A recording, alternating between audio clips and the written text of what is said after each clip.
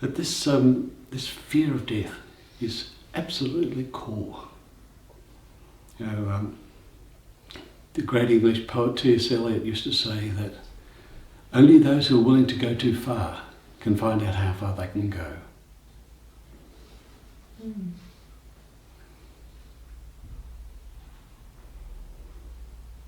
And those who fear death fear life. You know, to embrace life is to embrace death. To embrace death is to embrace life. They're not two different things. They're different aspects of the same thing. I remember in the mid to late 1990s, I was travelling a lot internationally, flying a lot to Europe, to the States, to the UK, and just working deeply with people. And it came on me, this thought, because I was just alone in hotel rooms with family back in Australia, that I might die and be another sad old body discovered by the chambermaid the next morning. Mm-hmm. You know. And this thought kept on coming. And I remember one particular night I was in Stockholm, staying in Gamlestan, the old city of Stockholm, in this beautiful old hotel that was probably 400 years old. And this thought that I will die tonight just came so strong on me. I thought, okay, all right, okay, this is it. The clean will find the body in the morning. I accept this.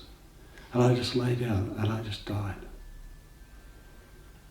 And it was an extraordinary, blissful shock in the morning to discover aliveness. And then this happened quite a few times. And I thought, okay, and I just started to actually look forward to it. Whenever the thought would come, I would just go totally into it.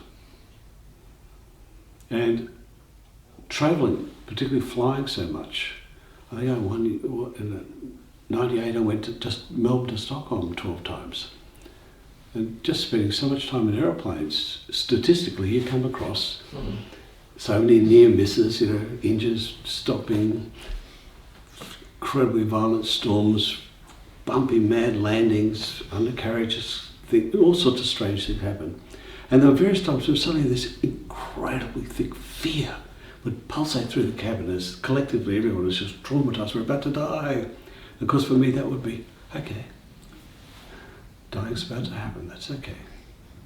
And I would just simply go very still and give thanks for life, for my darling wife, kids.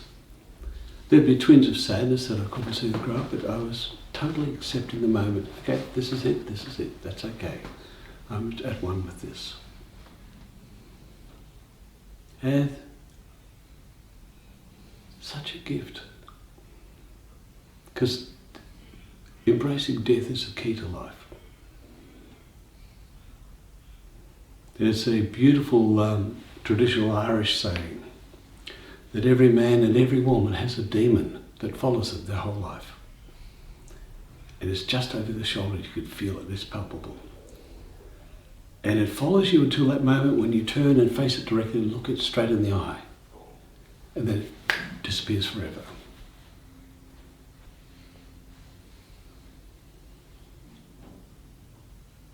Now, there's a phenomenon called spiritual bypass, a term you may be familiar with. And this happens it happens in non-dual scenes, in Buddhist scenes, in Christian scenes, in every tradition. And spiritual bypass is simply about engaging consciousness and spiritual techniques and practices and theories and thoughts to avoid the work that you have to do. You know, and there's nothing wrong with that. The important thing is to recognize it. Because what gets someone to start to look at this stuff is usually some disturbance or upset or feeling not okay or being incomplete or feeling there's something wrong. Absolutely fine. That is the gift of that sense of brokenness. And for most of us here, there's something or other that's turned us to actually be dissatisfied with ordinary life and look at, hang on, what's it all about? The important thing is to do the real work completely. Like, if we're just looking at the non-dual package, it's relatively easy to understand the concepts. And it's a very neat package. You get the whole thing. There's no me, there's nothing wrong, there's no ego, there's no death, there's no birth, there's just this. And those slogans like nothing to do, nowhere to go, just be. They're all very nice and they're quite comforting, yet they're essentially meaningless. And they don't cut it.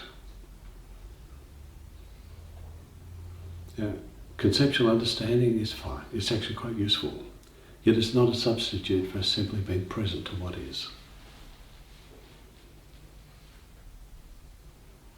And one of my teachers used to say, if you can, don't; if you can't, you must.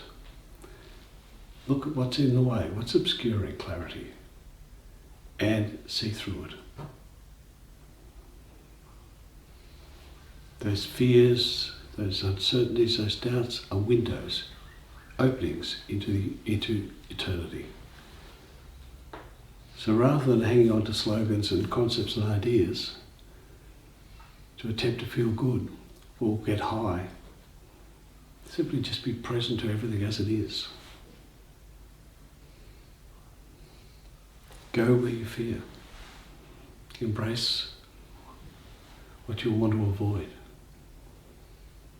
Simply be present to everything as it is.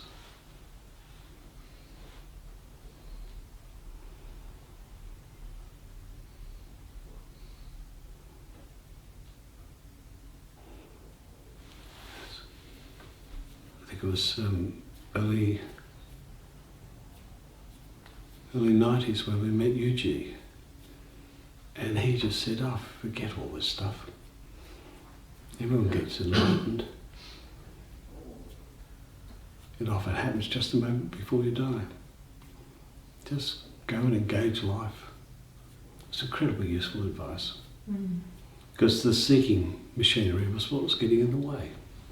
Seeing everything through the prisms of trying to get it.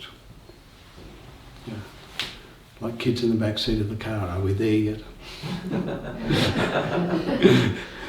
There's no there. Whatever you're looking for can only ever be found here, presently. Embrace whatever's arising as it is. And embrace it as completely as you can. Especially including the bits you don't want to.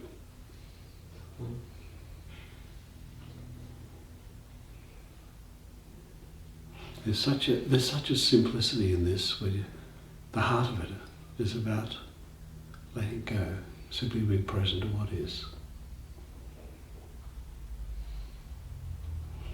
So Paul used to say, I die daily. Just die to the past, die to self, die to the me story, just let it go.